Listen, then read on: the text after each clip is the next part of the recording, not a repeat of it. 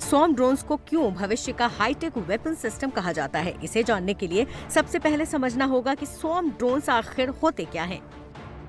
इसमें एक साथ सैकड़ों या हजारों ड्रोन्स मिलकर काम करते हैं।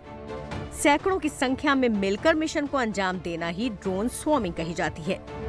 इसमें मदर ड्रोन के जरिए सैकड़ों ड्रोन्स को कंट्रोल किया जाता है। छोटे छोटे सैकड़ों ड्रोन्स कई टारगेट्स पर एक साथ हमला करने में सक्षम होते हैं। ज्यादा संख्या में होने की वजह से एयर डिफेंस या एंटी एयरक्राफ्ट गन इन पर पूरी तरह काबू नहीं पा सकती है। इसीलिए भारतीय सेना भी स्वॉर्म ड्रोन तकनीक पर बेहद तेजी से काम कर रही है। फिलहाल भारतीय सेना कई तरह के ड्रोन्स ऑपरेट कर रही है। अभी हाल ही में लद्दाख में भी देखा गया है कि चीनी सेना के मूवमेंट्स के लिए ड्रोन्स की तैनाती वहां की गई थी।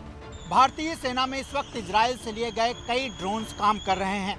इसमें हेरान सर्चर, हार्पी और हेरॉप जैसे ड्रोन हैं। इसके साथ ही भारत खुद रुस्तम, घातक और स्विच जैसे ड्रोन सिस्टम पर काम कर रहा है, जो भविष्य में भारतीय सेना का हिस्सा बनने वाले हैं। हालांकि अभी अटैक ड्रोन्स भारत के पास बहुत ज्यादा संख्या में नहीं है। अमेरिका से प्रेडेटर ड्रोन खरीदने की बात चल रही है। इनके सी वेरिएंट गार्जियन ड्रोन्स का इस्तेमाल भारतीय नेवी लीज पर लेकर कर रही है। इसके परिणाम अच्छे आने के बाद ही तीनों सेनाओं के लिए 10-10 प्रेडेटर ड्रोन्स खरीदने की कोशिश हो रही है। हालांकि अब दुनिया भर की सेनाएं नेक्स्ट जनरेशन ड्रोन सिस्टम की तरफ बढ़ चुकी हैं। स्वॉर्म ड्रोन तकनीक इसी का हिस्सा है और इसीलिए इसका प्रदर्शन गणतंत्र दिवस समारोह में किया जा रहा है।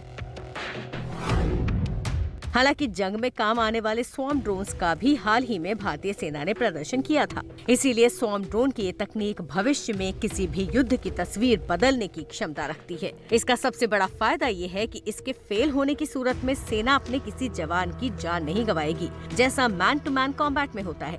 यानी कुल मिलाकर अगर सेना को भविष्य के युद्ध की तैयारी करनी है तो स्वॉर्म ड्रोन तकनीक में महारत हासिल करनी होगी।